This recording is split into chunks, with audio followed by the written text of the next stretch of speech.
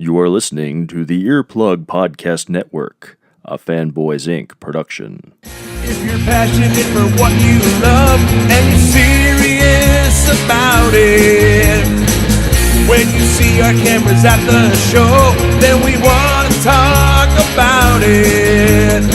Fair weather fans need not apply. We seek nerds that are true. We're officially at 5:45, T minus whatever. We're good. 5:47. Oh, I'm sorry. Mitch, is your show. You can just. I'm sorry. Is the Mitch coming now? There's the nice guy, and then John say when he gets tired and hungry, and he starts getting real cranky. Ladies and gentlemen, boys and girls, thank you very much for attending this year's Terrificon here at the new Mohegan Sun Expo Center. I thank you all for coming. Please give a round of applause for coming out here, because you guys are true fans. That one there scares me with the red hood on, but that's okay. That takes devotion. He's got a Terrificon shirt on, so all right, I am honored to have two legendary editors-in-chief of Marvel Comics right here in Uncasville at Mohegan Sun, Terrificon. Without further ado, let's just start with the introductions. You know him, you love him, you've read every single thing he's ever done. Literally. And if you haven't, John Cebulski will sell it to you at his booth. Everything comes with a price. Exactly. The one, the only, Mr. Roy Thomas. Yeah.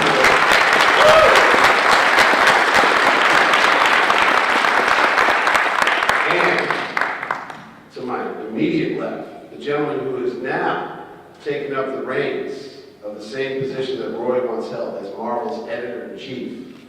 Connecticut's own, correct? Yeah. I'm not a Connecticut boy. Let's hear it for our nutmeg. C.B. football. C.B.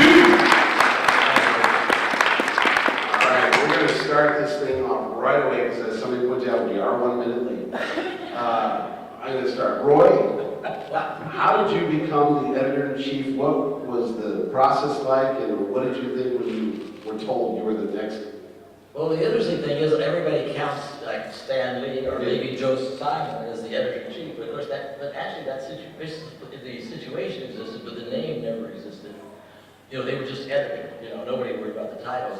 But when Stan, in 1972, finally became president and publisher, and first an AB story editor, and then a little later became the full editor after a few weeks. He asked me what I wanted to be. You know, he didn't offer me the possibility of editor. He said, "Do you want to be editor-in-chief or executive editor?" I said, "Well, executive editor sounds too much like somebody who wears a tie to work." You know? So I said, "I'd like to be editor-in-chief. That's more of a Perry White-ish type of thing, or maybe J. Jonah Jameson." Exactly. Although Stan was J. Jonah Jameson, so I had to be. Robbie Roberts. Yeah, right. And so I did. I made sure I always put those hyphens in. I always got mad when anybody left the hyphens out of editor-in-chief. You didn't proofread the program. That's right. That was basically it. So it sort of got creative. I was either the, you know, since Vince Fago did it for a couple of years during the war, I was either the third or fourth or the first or, you know, the 15th, depending on how you did. Now, folks that might not be familiar with the power that comes with that title, what exactly is your role? I never was familiar with All right. Well, there's writers, and there's artists, there's inkers, there's colors, letters. What exactly Well, does it was a editor- different position then, understand, because, you know, Stan didn't even want to give up the title as editor. You know, he wanted to stay editorial director and art director. He didn't like to relinquish the title, which was why I was story editor for a few weeks officially. And Frank Giacoya was assistant art director, not art director. We didn't have one. It was like Stan still. Gradually, he began to relinquish, you know, the threads. He already had president and publisher, I guess he figured he didn't need these others anymore. So, but what it really was just a graduated version of what I've been doing increasingly over the last few years, which is just whatever Stan didn't want to do or felt I should do. Increasingly assigning, dealing with the writers in particular. Stan tended to deal more with the artists. He always had a little more interested in jumping around on the, you know, the writers aren't so impressed when you jump on the sofa. The artists are, you know. So, but gradually, of course, he got away, from that too, a little more slowly. Once in a while, he would sort of inject himself into it, but increasingly, he just had other things on his mind to do. I always saw myself at that stage, because it was only 2 years and a few months, that as more, glorified shop foreman in a way. But if I'd stuck around, it would have been more and more as time went on. Especially, if say Stan then decided to remove himself increasingly for business reasons or make more trips out to California or eventually move out to California if I had stayed and had to, it would have been more and more the kind of thing that eventually became, I suppose, probably the first person to really have that, although, it was probably Jim Shooter, really. Because all the rest of us were still kind of feeling understand, and so was Jim at the beginning, but then Stan was really moving to want to get out, and Jim really wanted to get in. So you had a combination there, It just it was an evolving kind of thing. Yeah, now do the writers come to you and say, Mr. Editor-in-Chief, I have an idea for a story, and could you veto or direct them in the way you envision the story should go? Is that... I can do, subject to Stan, I can do anything I damn well please. Oh, wow, that's Or my whole idea was if I wanted to change a comma or if I wanted to change the whole storyline, I could do it. There was no problem. All I had to do was make sure that Stan had no reason against it. I confer with him quite a bit and so forth. And if I wanted to keep him happy, obviously, not just for practical reasons, because he was the guy that had got it all together. So I was, I wanted all the power in the world that I could possibly get. But, you're a damn fool if you use it all. Okay. Because then you're just going to make the artists and writers mad. So I tried to leave them to do their own. Now, we weren't organized. We probably needed to start getting more assistant editors, and we didn't have as many. We just had one or two, and Stan sort of won that way, at least as much as I did. But we really needed to kind of, gradually get away some of that power. Marvel was just getting too big. And the problem was it grew so much during that couple of years I was there, because that's when Marvel became a separate company.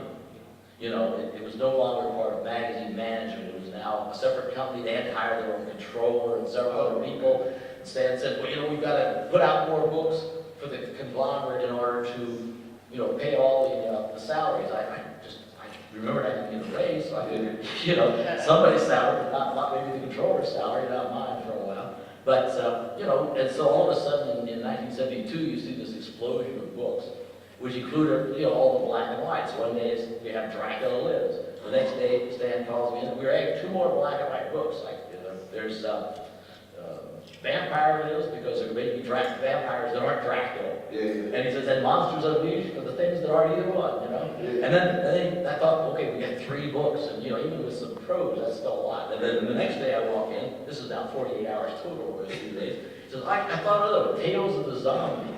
Okay. Because he said, well, isn't that included in Monsters Unleashed? He said, yeah, but zombies, make up a zombie, And, but I mean, and at the same time, color books, some of them reprint, some of them new.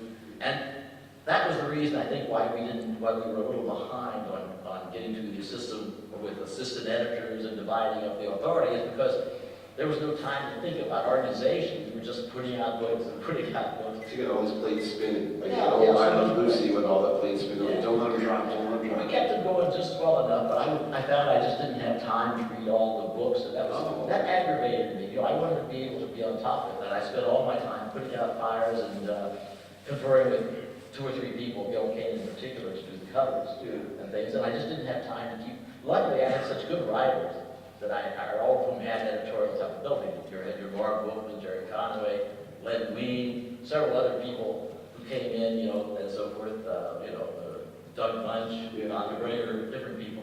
And they were all so good, so I didn't have to, keep on top of it. All I had to do was tell them, I didn't like what you did last month, so let's do something different. Oh, but in your role there, you kind of direct the way Marvel's viewed to all the readers. I mean, like the French, they have that armchair theory where, you write something and it has your thumbprint on it. That's also. But that's mostly bull. Yeah, but you don't believe that. You're the vision that a lot of I believe it us. for comics, I just don't believe in it for movies. No, okay. That's not easy to say. Anyway, I'm trying to think. So all the books that, like I grew up in the 70s reading, you were the editor-in-chief on, the stuff that I grew and lived as a fan, pretty much is, if you want to say, is your vision of what you thought. I know you're working and trying to get this stuff done, but it's a job that you're also creating a world. But it wasn't my vision mixed with Stan's. I felt I was there to do, what he did, and I worked so closely with him for the last, already by that time, 7 years. Yeah. That, that we were kind of in sync. I mean, not all basically I felt like, I was there not to bring my vision to the comics, but his, more or less, and where he didn't have a bigger vision, or where there was a hole, but there was some room for some border to kind of fit in, then I would do it in my own way, and try to bring in things. For example, when he gave me the Savage Tales book, with the second issue, brought it back and said, do whatever you have, put Conan in and do what you think. Well, I just, instead of bringing that back as a variety book, as it had been for the first issue, I just said, well, we don't need these other things, let's just do it all Conan, and it became an all Conan book. And then when we got Savage Sword of Conan, then we brought back the other features. Now, Stan could have overruled me at any time, but he liked the idea, but he didn't, he was not shy about telling me, no, I don't want that, and everything, but that didn't happen that often. Now, I'm going to flash forward 45 years, because you stepped down in 1975, four, and then you, young man, just took over last December. November, yeah. November, so... I guess the same question could be asked. Yeah. How did you ascend to power?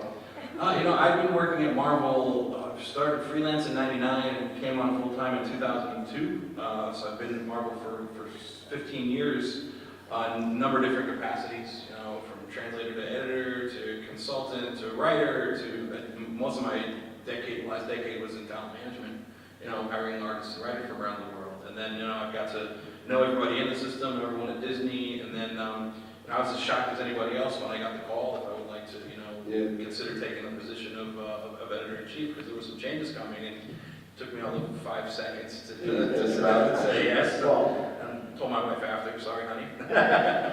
I was living in China at that point, so I was running Marvel Asia, and then came back to take the reins here editorially for the creative line, everything outside of the films for the most part.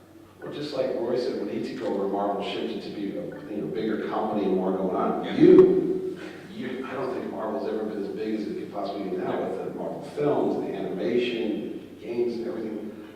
That's pretty big. Disney itself. So you've got to work with a really big boss now. With ears that looks like a mouse. But you're a fan. Just like Roy was. Roy grew up reading comics. Everybody knows if you read a Roy Thomas book, the reason why it's so good is because he's just like you. He loves this stuff. CB, same shoes, same boat. He is a fan. He read this stuff, probably was at the same comic shops I did in New Haven, or Connecticut, Bern, Claremont, all that stuff. Right there. So when you do your job, you're trying to think, what do these guys want? What do these women want? What do they want to read? That's what would you read? Try to instill in the creators and all the editors on the team and anyone else that works for Marvel is, we're all a fan of something somewhere. And as long as you channel the passion that you have in what you do and bring those stories that you read and you like as a fan to it, let the creative drive the company. It's almost like the Field of Dreams. If you build it, they will come. Yeah. Oh, and look, we have a special guest right now. Oh no! Look at this, ladies and gentlemen. Ladies, let's give it up for Joe.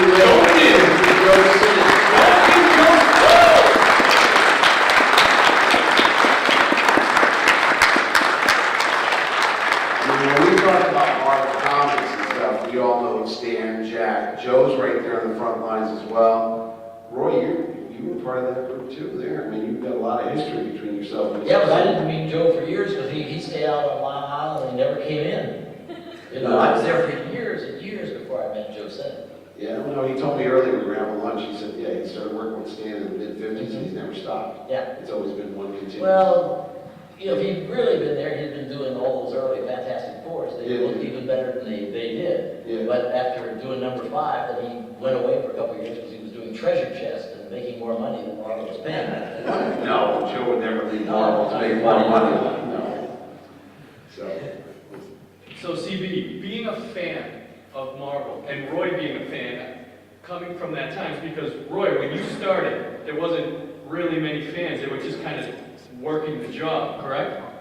Yeah, the whole idea of organizing fan movements, which is really what the herding cats kind of thing, was my friend and then recent acquaintance Jerry Bales, who was a young 27-year-old college professor in Detroit, Michigan, who had the idea to do what became he learned a fanzine, a term he learned from Julie Schwartz at DC, before Fantastic Four ever won, several months before, and he started Alter Ego with my help, And I was officially co-editor, but I never did anything. He edited me, but I actually never did anything.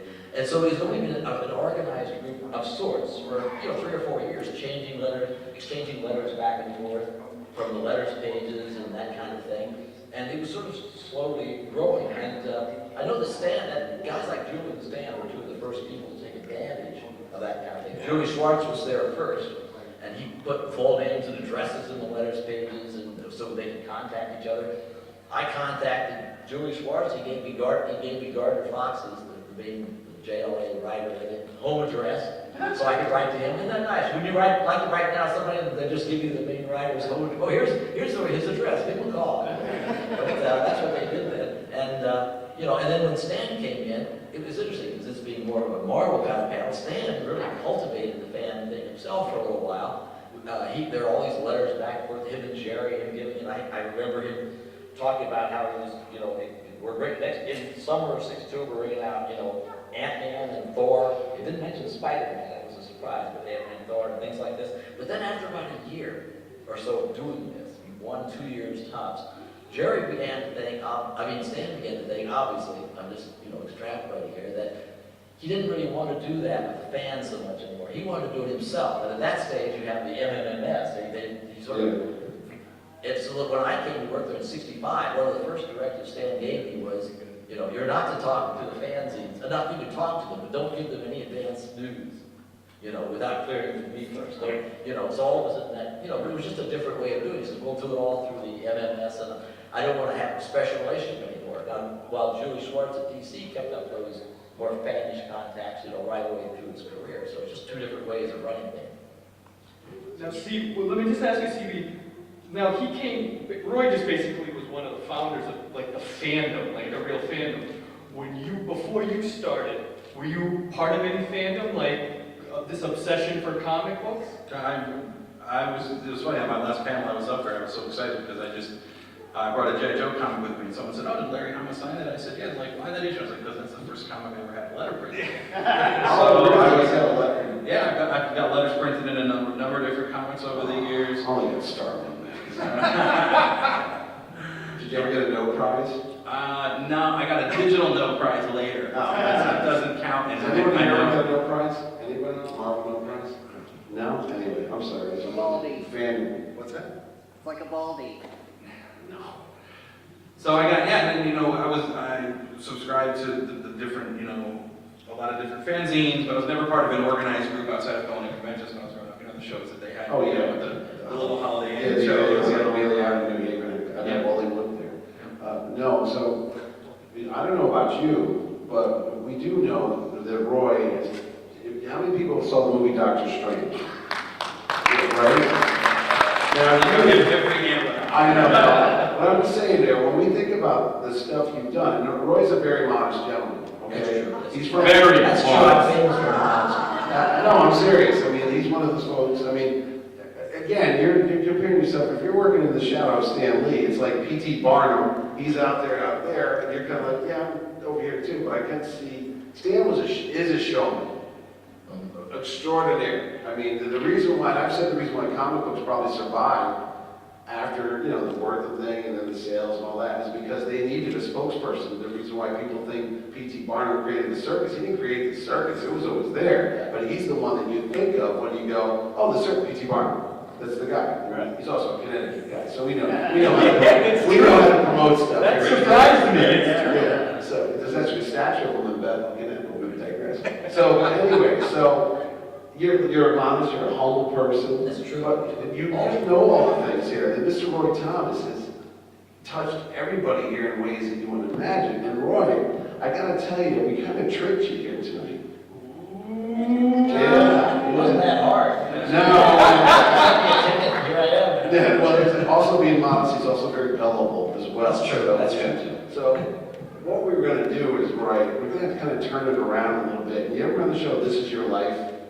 Where they would have a person and they'd go and look at all the great accomplishments. Yeah. Some of the younger people might not have seen that. Or I just trying to hook it there. So Mr. Cebulski's here and John, your buddy here. I mean, we got all these fans assembled here today because we want to tell you, Roy, what you meant to us over these, I don't know, a couple years.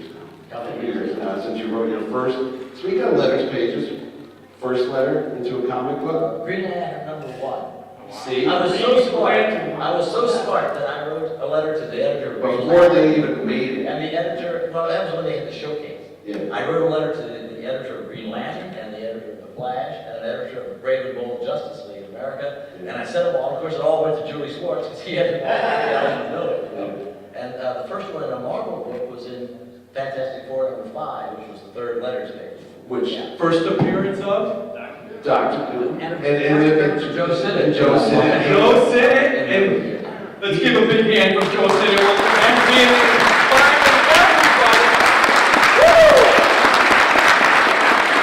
And Joe Sinnott is also here for you, Mr. Thomas. That's why we got Joe coming down here, just Oh, to see really? you. Yeah. You're You Fantastic never Four. did anything else for me. No, it's all for you. It's all for Only you. draws out So of what's some some of of the, the best stuff in the world. just for fun, I mentioned Doctor Strange. The reason why I want to do that is now, Roy, I know you're down south and you have a farm. You love animals and you take care of them and stuff, but we know there's some downtime there. So, John, what's one of the things we have and we want to present Mr. Thomas with here tonight? Mr. Thomas, Lego, Sanctum Sanct. Corn? Yep. Yeah.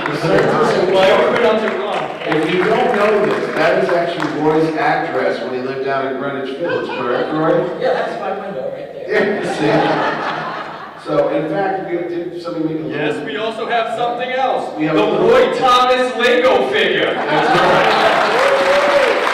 That way you can attach him to this, and hopefully the parts won't come like they used to in the old days. Yeah, right. So you and Dan could have fun putting that together. We went on, it doesn't exist anymore exactly. There was 177A Bleecker Street. Yeah. There was also 177, and ours was Department of A. Now they're like two, they took the A off, and it's just 177. Right. But it was, that mansion could never have fit, Oh, they you knew knew that that. at the time. But it's a magical mansion. Yeah, it's magic. Yeah. It's bigger on the inside. Before Doctor Who, you guys already thought of that. It's Yeah. bigger on the Right, outside. it's like that. Bigger on the inside than the outside. Gary Friedrich, who wrote Marvel comics for years, Right. and I had been friends since we worked together at a movie theater Yeah. and everything, and back in Jackson, Missouri, and we did the thing, and then Bill Everett, at the time he was drawing Doctor Strange, was staying with us about 4 nights a week, and they'd go home to Massachusetts on the weekend. So then when I needed to give an address to Doctor Strange for some telegram somewhere, a few years later, I made it 177. Did you ever have people knocking on your door looking for Stephen Strange? We had people when they're trying to bang on the door because I think there had been some women of ill repute. must have Oh, lived there really? before us, and banging away drunk Dr. in the Strange middle of the love. night wanting to come in. And our landlord threatened to kill us because we weren't paying enough rent. So it was the cops. It wasn't that the cops were trying to keep out. We were trying to get the cops to come there and help protect us from our landlord. Wow, that's something else. We also have another thing, Roy. First, we have a special gift for you over here. Our buddy John Frenzy. Is that right to you? Now, many people don't know that Mr. Thomas thought of Carol Danvers is going to be the new superhero in Marvel Comics that's going to save the Avengers' butt. Captain Marvel. Right here, they've got some original artwork right there. And speaking of some I invented Carol Danvers in 1967 because I knew that 50 years later they were going to make a big movie and have the next phase of the Marvel Cinematic Universe revolve around it. I was very impressed. See, you were psychic. Yeah.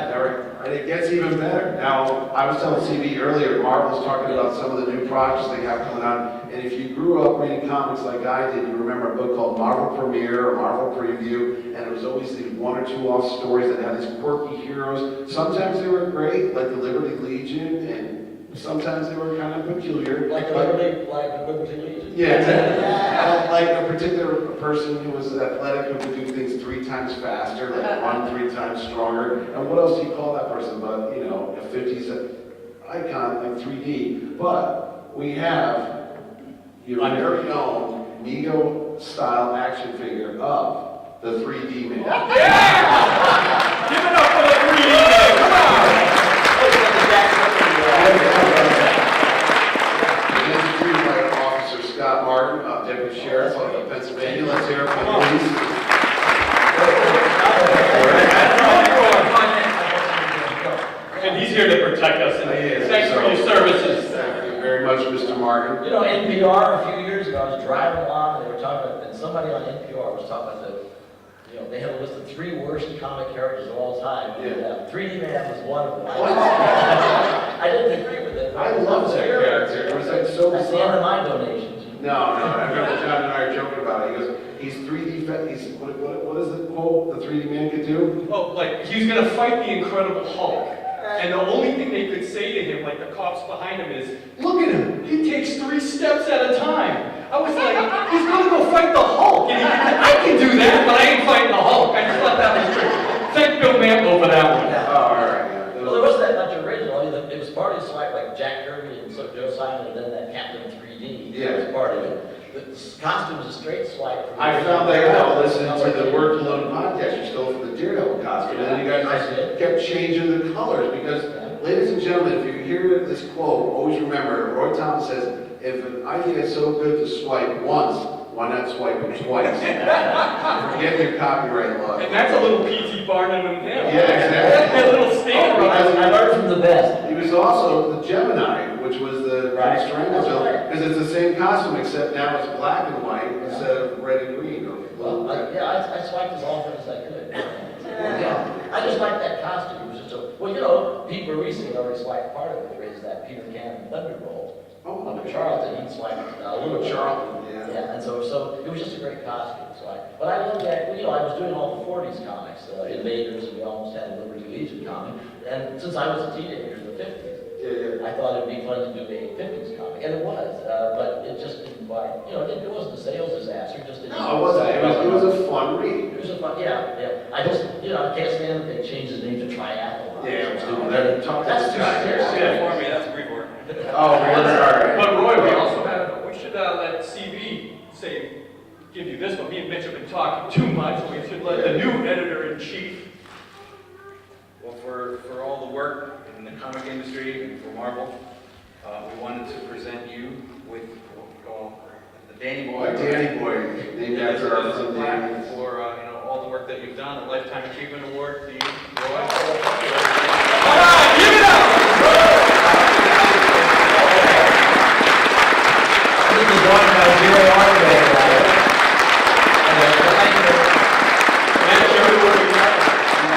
My wife, is this one of the awards that goes upstairs or downstairs? My office. And if you notice the subtleness of it, because that cover, the poster you see this year that's based on, what Avengers book, come on, what issue?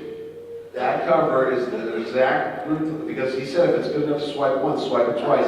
It's Avengers issue 63, Yeah. and that's, what is it, Here Comes Goliath? Yeah. That's the name, that's the Was that a Gene Colan? That was a Gene Colan cover. That's the image because we came to the Mohegan Sun Expo Center. We got bigger, so we I went thought it looking. looked big. Yeah, so Ordway and I were looking through all the old books and said, "Oh, let's swipe that cover because you gave us permission to it." So let's swipe one. So that's this year's logo, and that's the image that you see on the icon there. Oh, it's great. Well, So thank you. you're very welcome. And since Roy just asked, then why is it called Danny Boy? Do you want to? Oh yeah, absolutely. The reason why this year's award is called the Danny Boy, we're going to do this future, is a friend of mine, a friend of CB's as well. Another Connecticut guy, very great guy, Mr. Dan Yance, who if you came to our shows for years, you'd see me running around, and off to my side would be my number one, my backup, my shadow, whatever, and that would be my friend Dan Yance, who I had worked with since 1994. And unfortunately, Mr. Yance passed away last year at age 46, very untimely death. And Dan was and CB can attest to this too, because he grew up with him, he knew him as well. He would do anything he could to make you happy. He would say, "Oh, you need a ride at 3 o'clock in the morning at the airport in the snow? Give me a minute, I'll get a coat." And Dan would show up and do that type of thing. "Oh, your furnace broke, it's freezing out, you need a blanket, call up Dan." He would come over. He would always do whatever he needed to do to make you happy. So when I was thinking about Roy and all the stuff that he's done and how happy he's made myself and all of you folks out there too, it just made sense that even though Dan's not here anymore with us physically, but in spirit, that it just made sense to call the award the Danny Boy, to present it to people who continue to bring a lifetime of enjoyment and work hard to make other people happy, very selfishly, just like Mr. Roy Thomas. So that's the secret story behind the reason why I call it the Danny Boy, the Terrificon Award is the Danny Boy. So I'm giving you all the friendship and all the fun I have with my friend in this award here, because he made me happy, and a lot of folks that make Terrificon happy too, because he did a lot of the grunt work, driving in the snow, putting up posters at train stations and doing that, so he did a lot of that stuff. We got these people here. So that's why it's called that. And Roy, I gotta tell you, as they're good friends, you've become one of my best friends. We're very good friends. And, we made the money together. So let's give it for Dan Yance and Roy Thomas. C.B.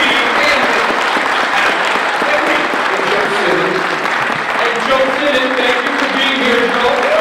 They have a long drive, but Jim Meredith, Mark Sinnott, thank you guys for staying. all the way down from upstate New York just to be here and see us, present Roy. Plus to meet the fans. Joe's a fantastic guy, and give you the opportunity to come out here. It's terrific. Now, we talked about the 50s. We talked about you growing up in the 50s. Now, does anybody know what Roy's other secret desire was to be? Anybody know? Inherit money. Anybody know what Roy wants? Oh, okay. What's the secret history of Roy Thomas? Elvis. You're an Elvis Presley fan, aren't you? Well, yeah, rock and roll in general. Elvis more than most. Yeah, sure. Yeah, but you just didn't like it. Didn't you try out? Weren't you part of the band? Band. Gary Friedrich was the drummer and kind of found part of this band. You got the lead guitarist out of, he'd just come out of reform school. Yeah. And a college student who was the rhythm guitar, and he inherited to be the singer, because I didn't play an instrument or anything. So we played, weekend gigs. We weren't really. Were you any good? I actually have a picture Roy sent me from 1958, and it's Roy rocking it at some. That was a high school event. No, what happened is that a friend of mine was running for student body president. I was a senior, he was a junior. So we got together, we had to do a skit. So one of the things we did, we wrote this skit about, the idea was George Washington Valley Forge, but of course it's all about playing ping pong and having the USO coming in. Yeah. And so I came in and, I had to sing a little song in a play, a Bill Hayden song a couple of years earlier. So we did this thing, and I became Evans Pretzel, who was and the Trans-Jordanaires.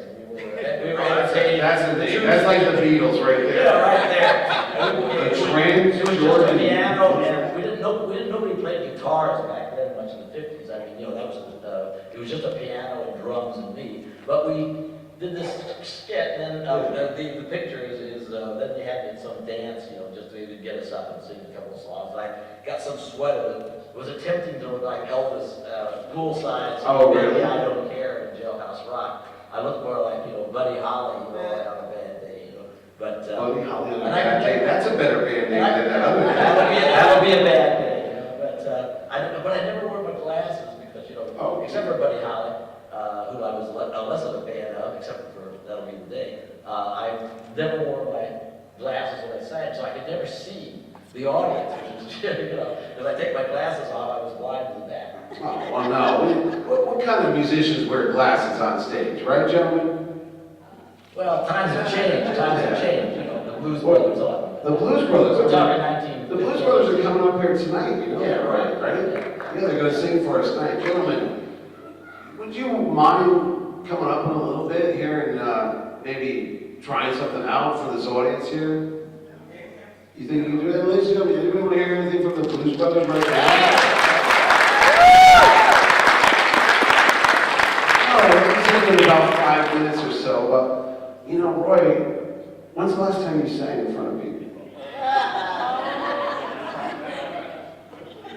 How big a group? What's that? Once in a while, John and I went into a chorus or two of Heartbreak. And Roy, you still had some pretty good chops. But I'm not as loud as he is. No.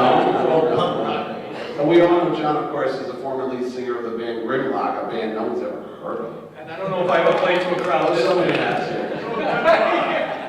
So, Roy, Not in a few years. I you know, retired. After the Carnegie Hall show, I decided it was time to retire. Well, Roy, the reason why I ask you that is I talked to our friends over here at the Blues Brothers. They're going to sing tonight, but I asked if maybe, just maybe, if we put some stuff up here and they start playing some music, maybe Jailhouse Rock, maybe Hard Rock Hotel, maybe Hound Dog. I know that stuff.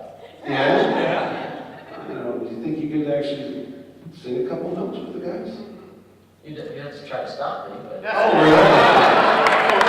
I said with my head anymore too much. Oh, they don't want to do your hips too much. That's so we're glasses. But essentially, Roy, I know one of your dreams was to be in a rock band. Well, you know what? Tonight, you're gonna be. That's right, yeah. Do I get paid? I used to get paid. No, you get paid the money I used to get paid. Oh.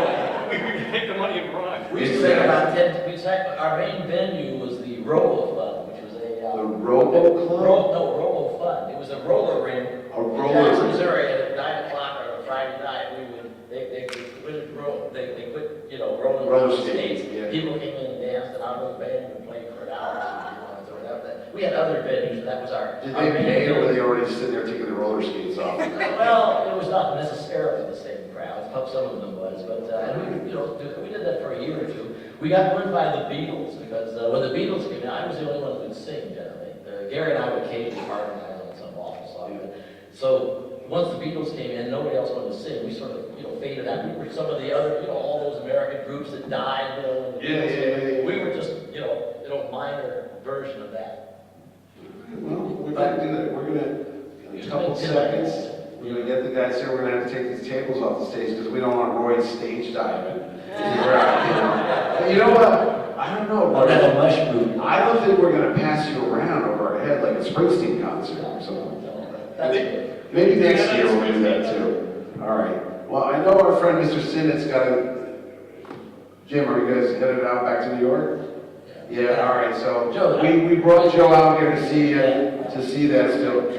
Yeah, we're going to get a picture there. So before we sit on the stage, you guys sit tight for a couple minutes. We're going to get a couple pictures of Jim and Joe and... They're going to all flee. They're not going to... Do not run out. Wait, you're going to see a rock concert like you've never seen. Like, you know that rocket comic that Marvel came out with the Spider-Man? This is kind of like that, but it's with Roy Thomas. We were going to put you in the Spider-Man suit, but John sold it. Yeah. But there's nothing like, trying to sing after you've been talking to comics fans for the last 8 hours or so. Come on. Use the power of cosmic, Roy. Yeah, power. That's Jim Starlin has that. All right, so folks, just sit tight for a couple minutes. We're going to get up the pictures with these guys, and the band's going to come up here, and we're going to hear Mr. Roy Thomas make a scene. Come on, you got to see Roy Thomas is going to do performance. I don't know my Thomas.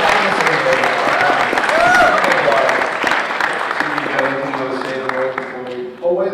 Somebody asked earlier about Conan the Barbarian. So coming I was back. going to bring up, we're big next year. Conan is returning to Marvel come January. So glad you're here. And there cannot be a conversation had with any creator we ever talk to about Conan and the world that he lives in, that your name and John's name do not come up. So I just wanted, as the editor-in-chief now, who's going to be bringing back Conan, just thank you for all your contributions to everything you did for the mythos in that world. So, Thank you. Yeah, well, I know you're going to be reprinting, all that material and so forth, and pretty good about the story with the giant omnibus is like 750 pages, the first 20-something issues, so that'll be beautiful. I'm glad to.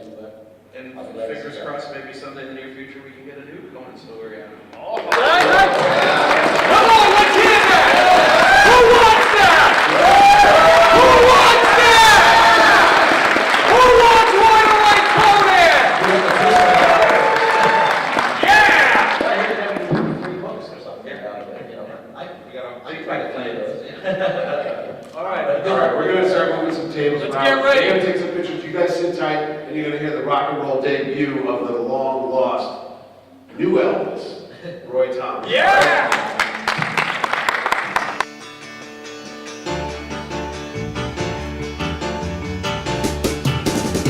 Since my baby left, I found a new place to dwell. Instead of the end of lonely street, heartbreak hotel, baby. I was so lonely, baby. I was so lonely. I was so lonely, I died.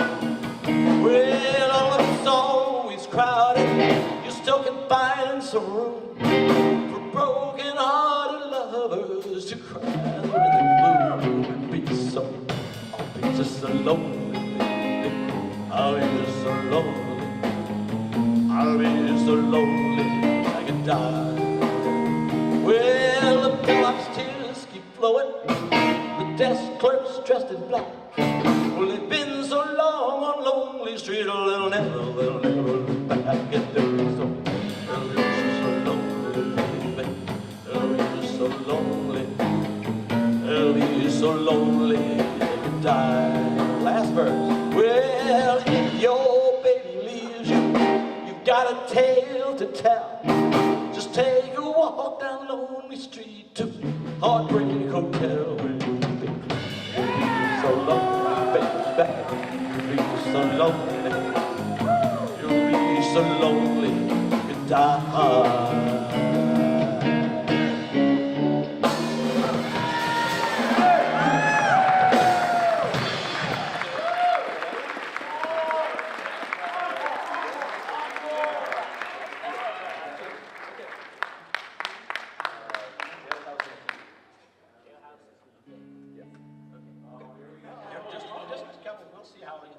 Go home. Yeah. Okay. Ready? Yep. Okay. Yeah. Why? Yeah. Okay. Yeah.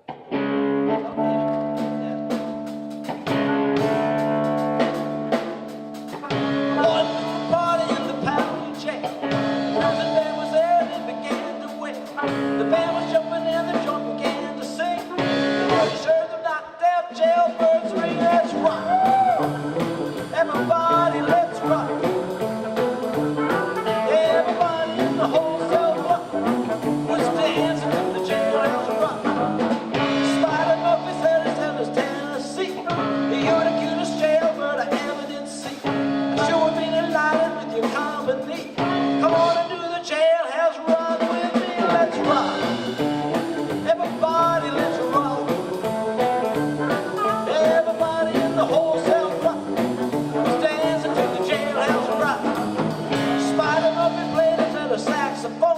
Little Joe was blowing on the slide trombone.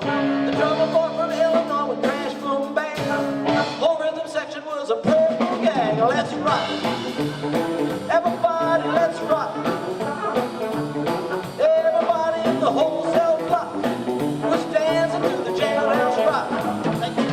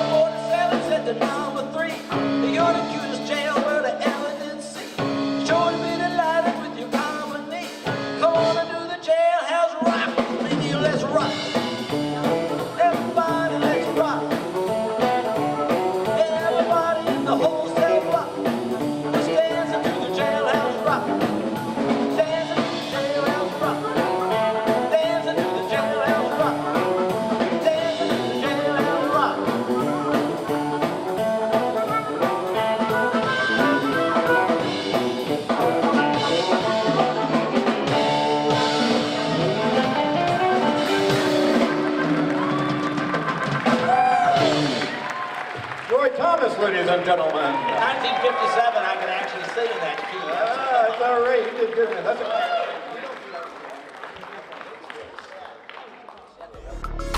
This has been an Earplug Podcast presentation, found on earplugpodcast.com, iTunes, SoundCloud, and wherever your favorite podcasts are found.